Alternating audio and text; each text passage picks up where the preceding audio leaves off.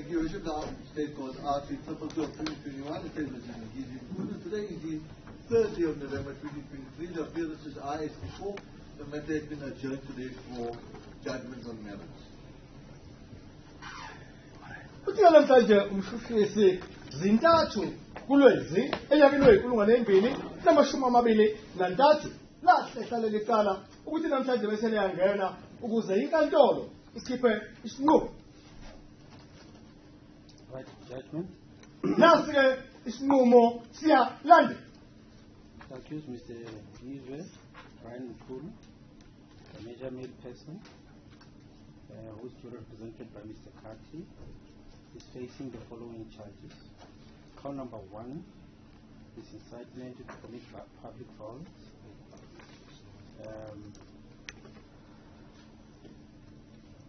It reads thus that the accused is guilty of contravening the provisions of Section 18, Subsection 2, read with Section 17 of the Righteous Assemblies Act number 17/1956, in that on about the 11th of July 2021, in the Etonia Branson Regional Division of Gauteng, that the accused unlawfully and intentionally incited, instigated, commanded, or procured persons unknown to the state via the use of social media to commit public violence.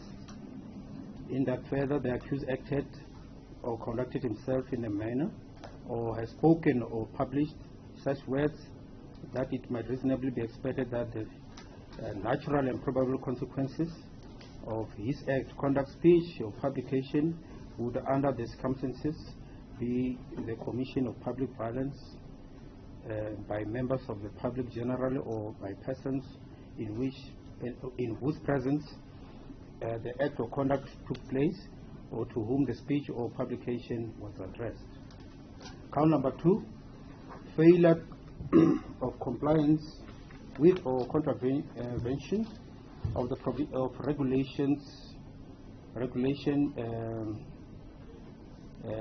regulation or regulations in respect of the restriction of movement of persons, regulation number 31 of the disaster management, regulation published under GN number 447772 of June 2021. The allegation is he unlawfully and intentionally arrived on a flight from KwaZulu-Natal to Lanseria whilst there was a travel ban to Gauteng to hold a gathering at Mai, Johannesburg, which purpose of his visit falls outside the ambit of permitted activity as allowed under Section 17(4)(b). Count number 3.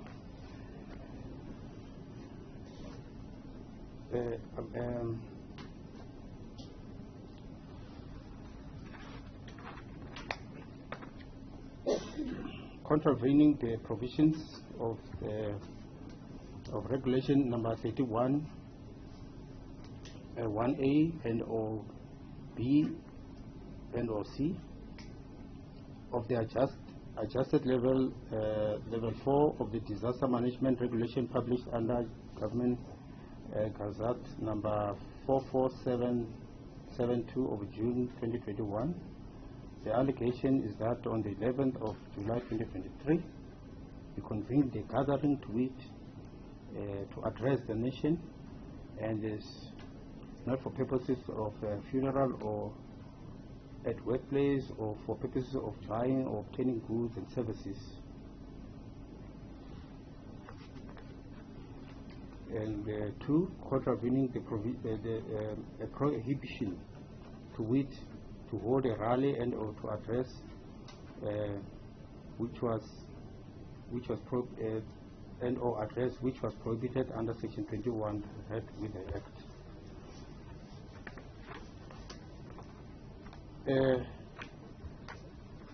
The accused, Mr. Mchunu, pleaded not guilty to all charges, all 3 charges, and he elected to disclose the basis of his defense in terms of Section 115 as follows. I'm a radio or television personality, a poet, and a cultural activist. I have been a radio or television personality over 15 years. In 2020, I established my own broadcasting company, Ngizwe Online. I do confirm that on or above the 9th of July 2021, I sent out an invitation for a media briefing to journalists whom I have a close relationship with in order to discuss the current affairs at the time of which I was at that time of which it was the arrest of former President Mr. Jacob Zuma. I confirm that on the 11th of July I held a media briefing at the Hub Hotel situated at number 3 Maxwell Road, Bryanston, Sandton, of which only journalists were in attendance. The purpose of the above-mentioned media briefing was to show my concern regarding the arrest of the former president, who is my neighbor and whom I regard as a father in terms of African culture. During my media briefing, I did not incite any violence, however. I did voice out my disappointment regarding the order that was delivered by the Constitutional Court to arrest the former President Zuma.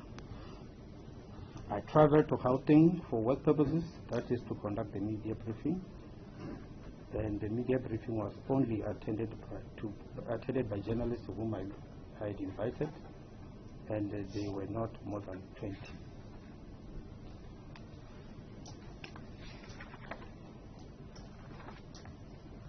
Lapha-ke inkantolo isiqale yasho iqoqa bonke ubufakazi obeyithulwa yathi-ke Mchunu uNgizwe wethweswa amacala abamathathu. Elokuqala eqhulwini yilelo lokuthi wabe esesebenzisa uxhakaxhaka bemihla yanamuhla lapho khona akuthiwa wayigqugqumezela isizwe sonkana ukuba sivuke umbhedukazana, sivukele umbuso. Elesibili kwaba ilelo lokuthi wasuka eThekwini kanti kwakuyisikhathi sombulalizwe we-COVID-19 lapho khona owabe sesuka engenalo igunya lokuhamba wagibela ibhanoyi wazofika wehla eLanseria. Elesithathu yilelo lapho khona ekuthiwa-ke akagcinanga lapho, wabe esesebenzisa ithuba lokuthi yena njengoNgizwe owayekade ewumsakazi futhi ewumuntu nedumela nowaziwayo bese efaka abantu umoya wokuthi bangawulaleli nakancane umbuso. Ithi-ke le nkantolo ehloniphekile-ke yena-ke emva kwalokho wabe esesho cha, mina angizange ngize ngiwephula umthetho. Konke ebengikwenza ngikwenze ngoba mina bengumuntu ebengifuna ukuthi ngisho noma ngikhulume lokhu mina ebenkungihlupha ngaphakathi. Kuthi-ke phela into eyayimhlupha yileyo lapho khona-ke owayengumongameli wezwe umsholozi uMfowakaNcamalala babe sebekhalisa amasongo asigonyela.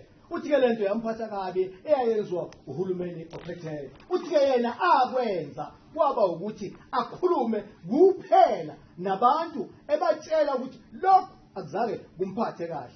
Uthi kanti yena njengentatheli, njengomuntu obesemnkantshubovu wezomtatheli, wasebenzisa lelo thuba ukuthi akhulume kuphela nedlanzana lezintatheli, akazange abize isizwe, kodwa wayekhuluma ebhekise inkulumo esizweni, kodwa abantu ababekhona babengcosana kuzintatheli kanti futhi kungozakwabo. All right, the state led the evidence of Colonel Edwin Mkhulu. He testified that was employed by the South African police and was based at the provincial head office, and his main duties was to deal with organized crime in the detective section. His job was to investigate organized crime that has to do with all serious crime, particularly those that can be looked at as being committed by group or syndicate or by people who commit crime in unison, like an enterprise or committing crimes, even those that are listed in POCA. POCA is Prevention of Organized Crimes Act. He testified that there was a decision made by the Constitutional Court of South Africa which spoke to the fact that the former state president had to be taken to prison, or he had to submit himself to prison authorities as he was found guilty of having been in contempt of court. At that time, there was a number of statements made by his supporters and all people who were against the Constitutional Court's decision. The situations were, there were uprisings, especially between KwaZulu-Natal and Gauteng. Part of those uprisings were characterized by looting of various businesses and the torching of trucks on the road or roads. The situation led the police to be on high alert, as it seems to be uncontrollable. In that state of being in alert, he became aware of meetings scheduled to take place at Kwamai in Johannesburg. He further testified that people who had attended the meeting as per Exhibit C were not the only media people, but also those members of the community. That is the large majority of the people that he could refer as the residents of the whole of Johannesburg area. From the report he received, the accused never turned up for the meeting. He testified further that another intelligence report was sent out to him indicating that the meeting was now going to be held at a different venue where the speech was going to be made. It was then confirmed by the intelligence that the venue will be at a hotel in somewhere in Ranburg area. The speech